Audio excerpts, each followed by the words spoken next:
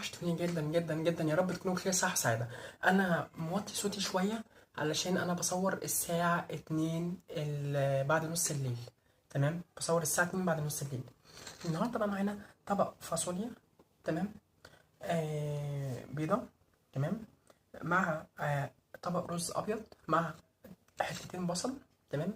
واخدهم كده ايه اختصارا من والدتي عشان ما تقفشنيش. فانا ايه الصراحه ما بعرفش اكل حاجه من غير بصل. يعني نادرا قوي لما باكل حاجه من غير بصل وببقى متضايق. فلازم ايه اكل حاجه مع يعني حاجه وبصل معاها. بسم الله الرحمن الرحيم. مم.